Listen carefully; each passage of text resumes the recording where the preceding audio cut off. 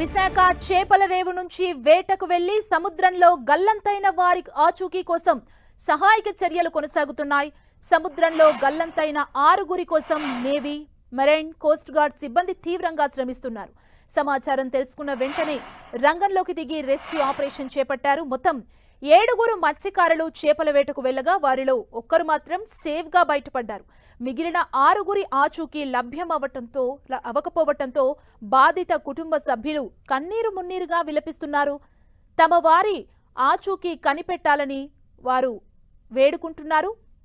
సేఫ్గా వారిని బయటకు తీసుకురావాలని కుటుంబ సభ్యులు కోరుతున్నారు. ఈ నెల 1వ తేదీన విశాఖ చేపల రేవు నుంచి బోటులో చేపల వేటకు వెళ్లారు 7 మత్స్యకారులు. వీరిలో విజయనగరం జిల్లా భోగాపురం మండలం ముక్కాంకు చెందిన చిన్న గరగయ్య, అప్పల్రాజు, కె చిన్నయ్య, సీతోడు, విశాఖ జిల్లా భీమిలి మండలం పెదనాగయ్య పాలానికి చెందిన బండియ్య, విశాఖకు చెందిన చిన్న అమ్మోరు ఉన్నారు. అయితే బంగాళాఖాతంలో అల్పపీడనం కారణంగా సముద్రం అల్లకల్లోలంగా మారింది. ఈ విషయాన్ని కుటుంబ సభ్యులు వారికి ఫోన్ చేసి చెప్పారు. ఈ నెల 4వ తేదీన మధ్యాహ్నం నాటికి తీరానికి వచ్చేస్తామని చెప్పారు. అయితే శనివారం సాయంత్రం వరకు రాకపోవడంతో కుటుంబ సభ్యులు 6 ఫోన్ చేశారు. అయితే వారి ఫోన్లు స్విచ్ ఆఫ్ అవ్వడం, సిగ్నల్స్ లేకపోవడంతో తమ వారికి ఏమైందోనని తీవ్ర ఆందోళనలో ఉన్నారు కుటుంబ సభ్యులు.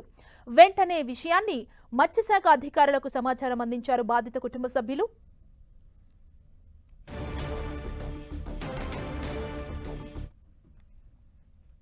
విశాఖ చేపల రేవు నుంచి వేటకు వెళ్లి సముద్రంలో గల్లంతైన 6 కోసం సహాయక చర్యలు కొనసాగుతున్నాయి. ఒకరిని క్షేమంగా బయటకు తీసుకొచ్చారు. అసలు మిగతా 6 కోసం సహాయక చర్యలు ఎలా కొనసాగుతున్నాయో తెలుసుకుందాం. మా ప్రతినిధి జార్జ్ మనకు అప్డేట్స్ ని అందిస్తారు. జార్జ్.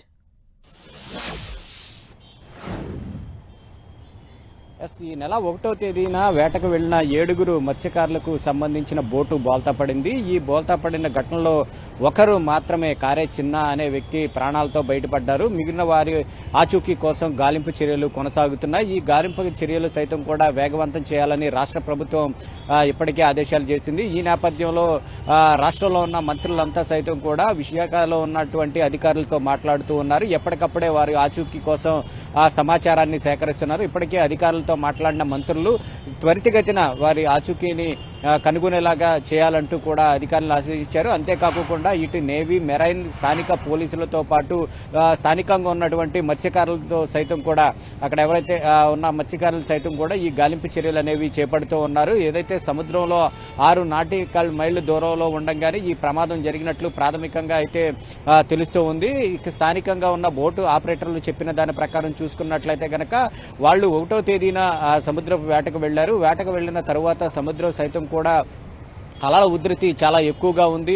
ఎక్కువగా ఉన్న నేపథ్యంలో ఆ వేటను కొనసాగించలేక తిరిగి వస్తామంటూ కూడా కుటుంబ సభ్యులకి తెలియజేశారు. 4వ తేదీ 3 నుంచి 4 లోపలే అక్కడికి చేరుకుంటామని చెప్పారు. అయితే బయలుదేరినప్పుడు కూడా కుటుంబ సభ్యులకు సమాచారం అందించారు. అయితే తిరిగి వస్తూ ఉన్న సమయంలో ఒక్కసారిగా బోట్ అనేది బోల్తా పడింది. బోల్తా పడిన సమయంలో 7 మత్స్యకారులు సైతం కూడా వారు ఈదుకుంటా వాళ్ళని ప్రాణాలను రక్షించాలంటూ కూడా వాళ్ళు ఈదుకుంటా వచ్చారు. అయితే శక్తి కొంచెం నశించిన సమయంలో 3 అక్కడే ఆగిపోయారు. ఇంకా 4 ఈదుతూ కొంచెం దూరం వెళ్లిన తర్వాత అక్కడ చైనా కార్గో షిప్ వారిని గుర్తించడం జరిగింది. గుర్తించిన నేపథ్యంలో వారికి లైఫ్ జాకెట్స్ సైతం కూడా అందజేశారు. అయితే అందజేసిన సమయంలో కేవలం కారే చిన్న మాత్రమే ఆ లైఫ్ జాకెట్ ను అందుకొని ప్రాణాలతో బయటపడ్డాడు. ఆ సమయంలో వాళ్ళందరినీ కూడా ఒడ్డుకి ఎక్కించారు. మిగిలిన వారి కోసం గాలింపు చర్యలు అనేవి కొనసాగుతూ ఉన్నాయి. అయితే కారే చిన్నతో పాటు 4 వ్యక్తులు సైతం కూడా ఆ కార్గో షిప్ కు దూరం దాకా అక్కడ దగ్గర వరకు వచ్చారు. వారికి సైతం కూడా లైఫ్ జాకెట్లను అందజేయడం జరిగింది.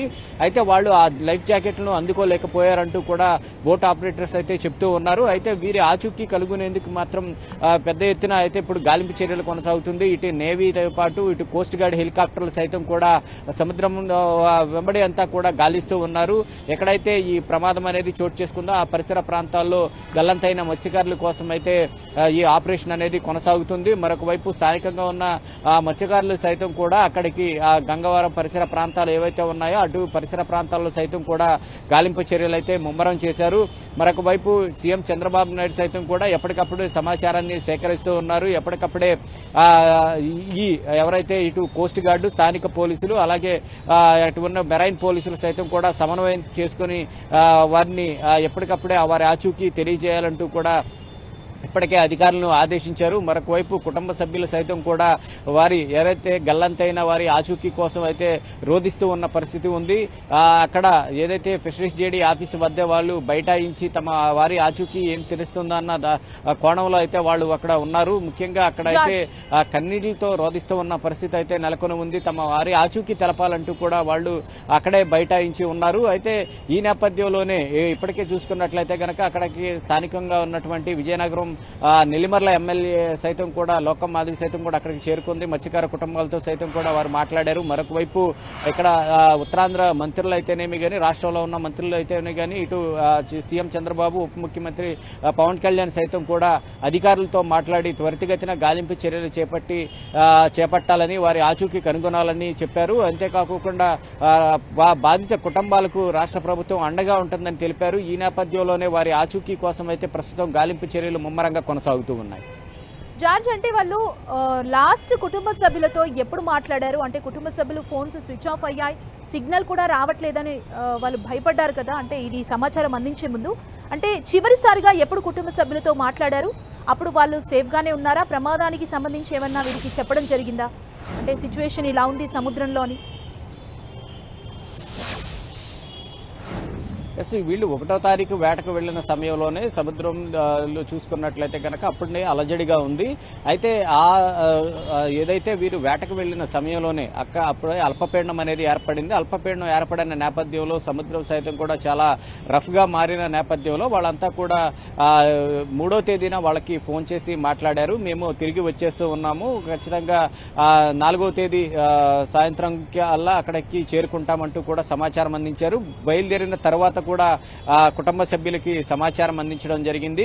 అయితే సముద్రం చాలా రఫ్ గా మారిన పరిస్థితుల్లో వాళ్ళంతా కూడా దగ్గరికి, అంటే హార్బర్ కు దగ్గరికి వచ్చే సమయంలోనే ఈ సంఘటన అనేది చోటు చేసుకున్నట్లు తెలుస్తూ ఉంది.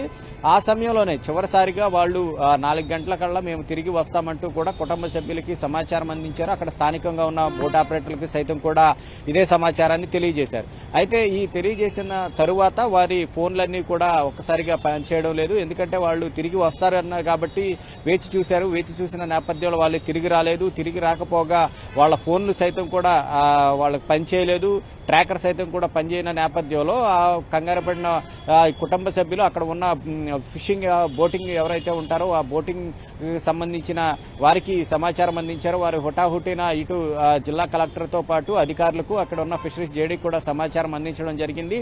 ఈ సమాచారం అందించిన తరువాత వారి ఆచూకీ కోసం అయితే గాలింపు చర్యలు చేపట్టారు. వారి ఆచూకీ కనుగొనేందుకైతే చర్యలు చేపట్టారు. అయితే అదే సమయంలో ఎవరైతే ఆ బోటు ప్రమాదంలో ఏదైతే ఈ బోటు మునిగిన తర్వాత దానిలో నుంచి బయటపడినటువంటి కారే చిన్న అనే అతన్ని చైనా కార్గో షిప్ రక్షించడం జరిగింది. అతను రక్షించిన తర్వాత అతను సమాచారాన్ని ఇక్కడికి చేరవేశారు. మిగిలిన వారు ఆచూకీ అయితే లేదు. తను ఈ లైఫ్ జాకెట్ ద్వారా నేను బతకగలిగాను. ఈ cargo ship China cargo ship వస్తూ ఉండడంతో వాళ్ళు సహాయ సహకారంతో నేను ప్రాణాలతో బయటపడ్డానని చెప్పారు. ఆ సమయంలోనే మిగిలిన ఎవరైతే ఒక 7గురు వెళ్లారు కాబట్టి ఒకరు మాత్రమే ప్రస్తుతానికి ప్రాణాలతో బయటపడ్డాడు. మిగిలిన వారికి సైతం కూడా వారి ఆచూకీ కోసం గాలింపు చర్యలు కొనసాగుతూ ఉన్నాయి. వాళ్ళంతా కూడా చాలా గజీతగాళ్లే.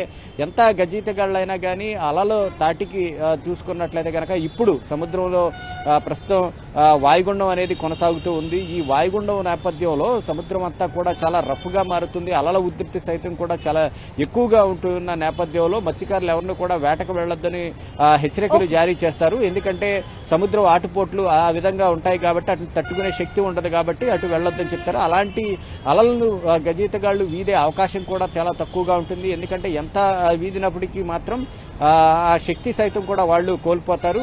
ఈ నేపథ్యంలో 7గురు సైతం కూడా వాళ్ళ శక్తికి మించి అయితే ఈదుకుంటూ ప్రాణాలను కాపాడుకునేందుకు ప్రయత్నించారు. కానీ ఈ నేపథ్యంలో ఒకరికి మాత్రం అది లైఫ్ జాకెట్ దక్కింది. మిగిలిన వారు సైతం కూడా క్షేమంగా తిరిగి రావాలని ఆ గంగమ్మ తల్లిని కోరుకుంటున్నామని అక్కడ ఉన్న మత్స్యకారులు అయితే చెప్తూ ఉన్నారు. Okay George, thank you.